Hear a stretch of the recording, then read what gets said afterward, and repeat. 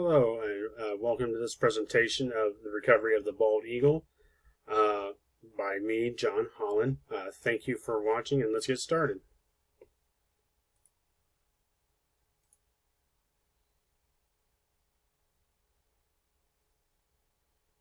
Let's define some terms before we get too far.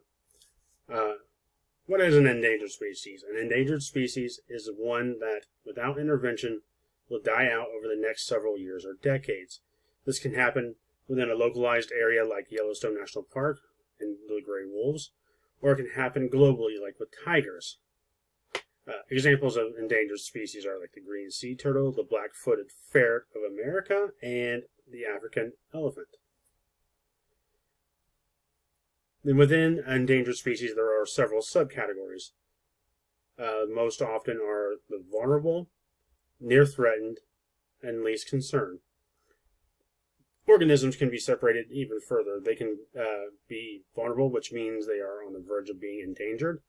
Near threatened are those that are well on their way to being endangered, whereas least concerned are organisms that are not in any danger of becoming endangered. Recovered species are those that were once on the endangered species list, but now, because of one thing or another, naturally recovered or human intervention, for example, have recovered to such a point that they are no longer considered endangered. Some examples of other species that have recovered are the gray wolf in Yellowstone again, the American peregrine falcon, and the Canada goose. The decline of the bald eagle. There are several causes that led to the decline of the bald eagle, but the main one is the root cause of the decline is the toxicant diphenyl trichloroethene, or DDT. Populations have been falling until 1972 with the banning of DDT. The effects of DDT on birds of prey, such as bald eagles, are issues with fertility and thinning of eggshells. According to the U.S. Fish and Wildlife Service, quote, bald eagles in turn were poisoned with DDT when they ate the contaminated fish. The chemical interfered with the ability of the birds to produce strong eggshells. As a result, their eggs had shells so thin that they often broke during incubation or otherwise failed to hatch. This is because of biomagnification and bioaccumulation that we've learned previously. That comes through the food chain. Now the next slide will be a small clip of a trip I took with my family to Houston Woods, and I wanted to get a quick video of the couple of eagles they have there in their facilities. There is a little jump scare by me because I didn't expect something to happen. But here's a quick clip of that.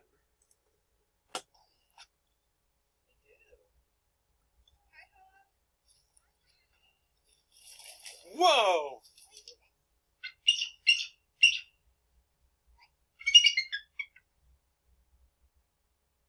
Overall recovery efforts. Recovery efforts are taking place all across the world in hopes to save as many species as possible.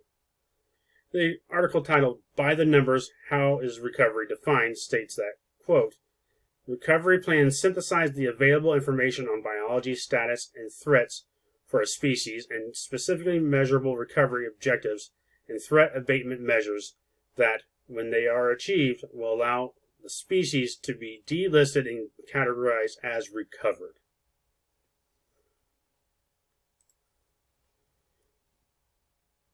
The recovery of the bald eagle. Conservation efforts. There have been efforts that went into conservation of the bald eagle, or in part because of the protections offered under the Migratory Bird Treaty Act and the banning of specific pesticides like DDT. Increasing numbers. Brian Watts and Mitchell Bird write in their article, Policy and Social Burden of Bald Eagle Recovery. Bald eagles within the lower Chesapeake Bay have recovered. By 2016, the breeding population had exceeded the recovery goal by a factor of 10. In general, the population has recovered, and bald eagles have appropriately been removed from protection under the ESA.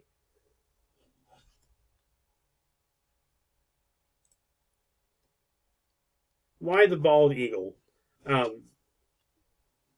do you think the bald eagle had enjoyed such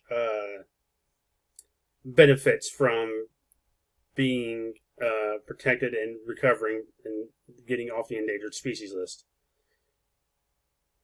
But why didn't others that happen to be on the endangered species list as well? Here are my thoughts. Why aren't the other species recovering? First thing came to mind is image. The bald eagle has the benefit of being the national bird of the United States of America, while other species aren't as accessible.